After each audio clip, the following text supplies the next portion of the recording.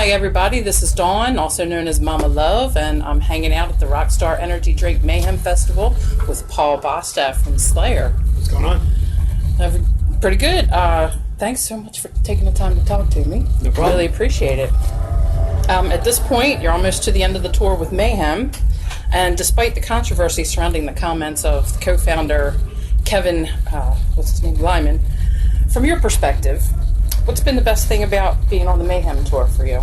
Or the worst, if you'd rather go in that direction? Oh, I don't think there's anything bad about being on this tour. I was really looking forward to doing it, and I'm enjoying it.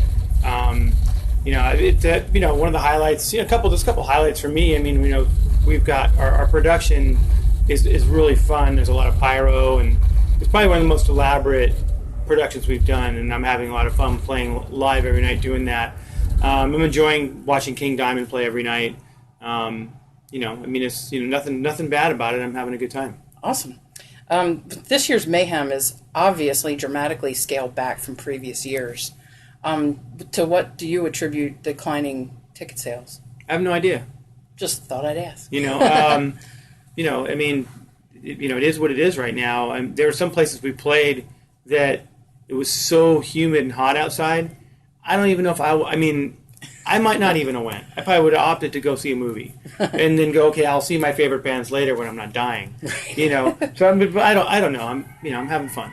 Yeah, that's always gets pretty humid and hot around this area. Yeah. Do you think up and coming metal bands that are coming up now are getting enough exposure to gain a larger audience?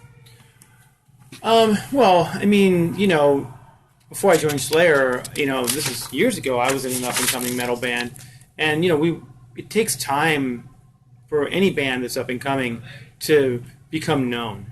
Unless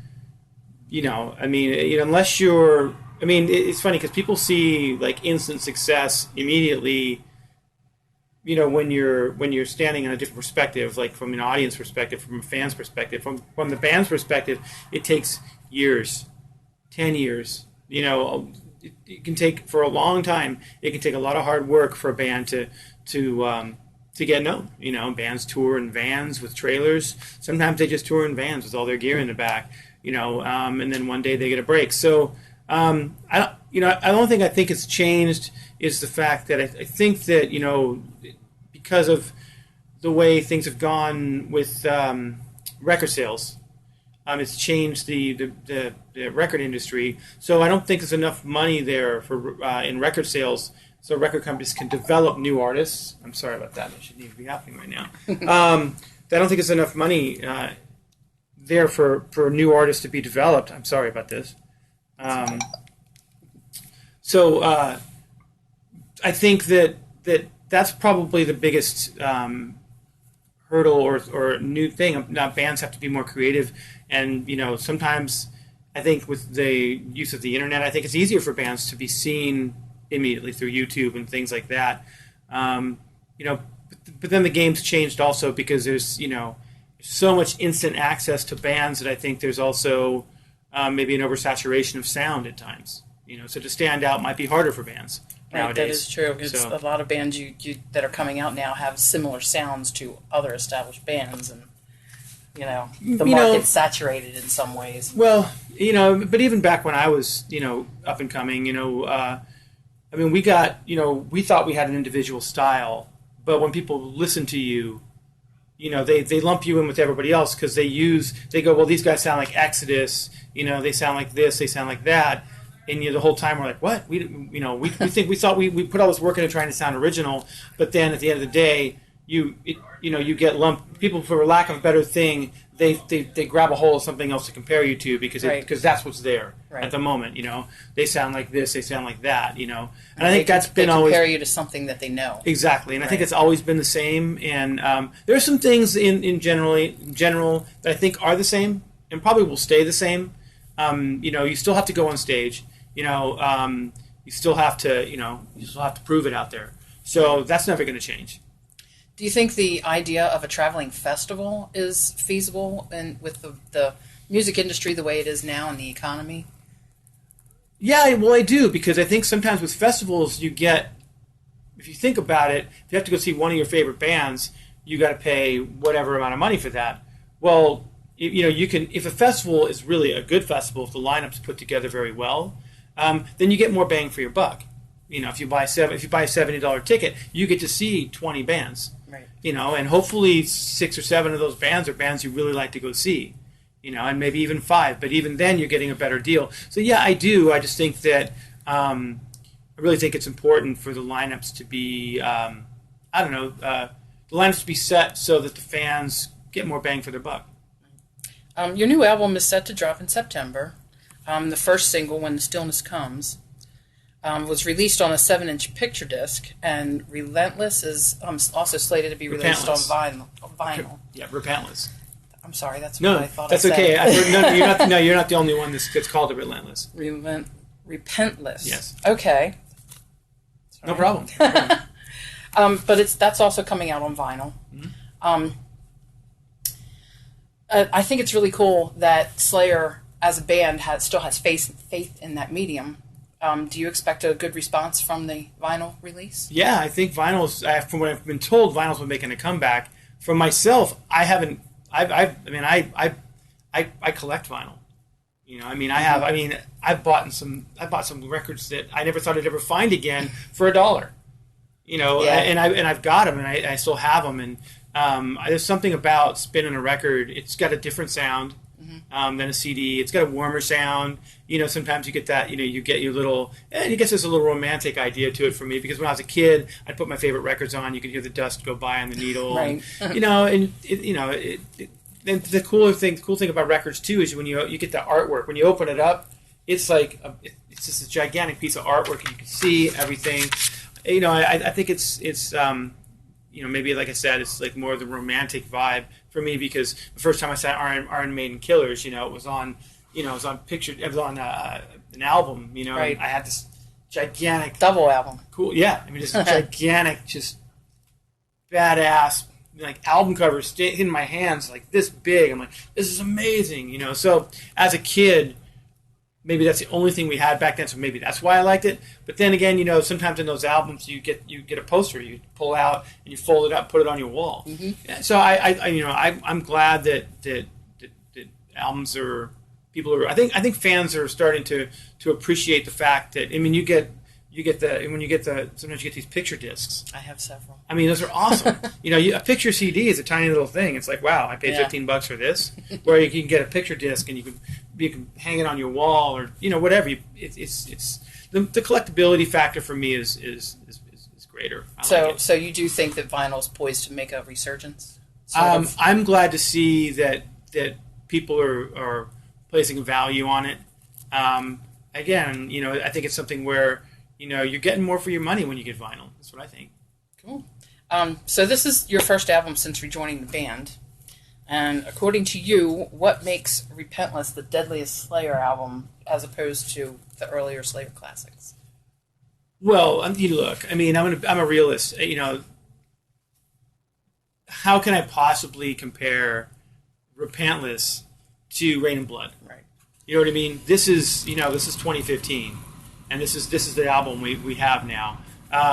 It's impossible. You can compare them all you want, but one was over 20 years ago. Right.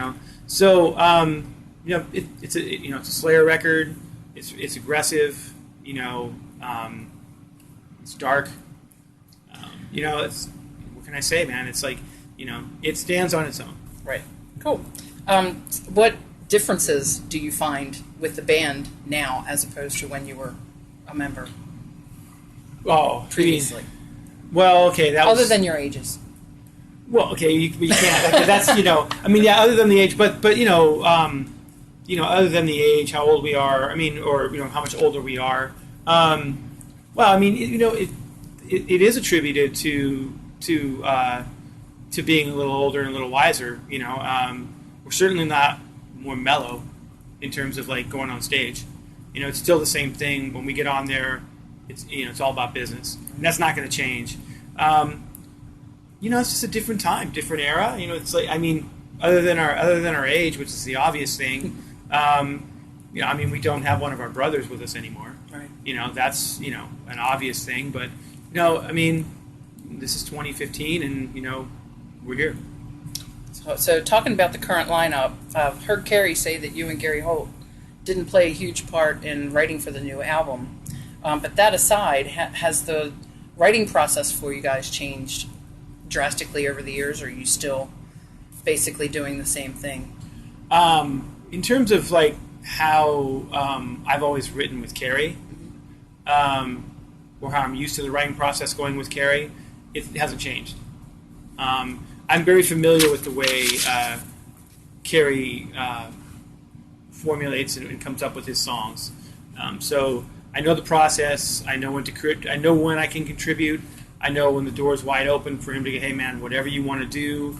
And, and then I come up with some suggestions every now and then if I feel they're relevant. I've worked with Carrie long enough, and quite a few records. So I've also heard that you've got, or maybe Carrie's got, some material written for a new release, and we're wondering how many. I don't want to say how many, but can we expect more albums after the release of Repentless? If you have more, more coming, can we expect a long, many more albums from you guys? I'm ready to. I'm ready for it. I mean, look, it's like this is today, and tomorrow's never a certain thing. But I would say expect more. Slayer as a band has always carried a great balance between aggression and melody. And over the last 3 decades, has there ever been a period of time where you guys have felt like you needed to change your sound to keep up with the times, or? There's always been external pressure. Yeah. To do that. When I first joined the band in Divine Intervention, Metallica came out with a Black album. Megadeth came out with I forget what album that was. Maybe Countdown to Extinction at the time. I don't remember. But both bands went in a less thrash metal oriented direction. Metallica's Black album blew up.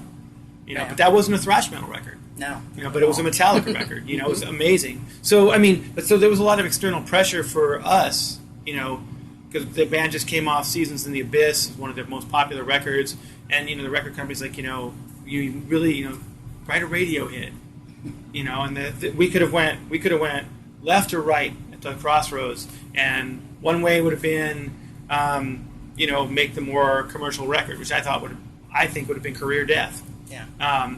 Or stay true to what we are, and let's write the heaviest record we possibly can right now, and we did.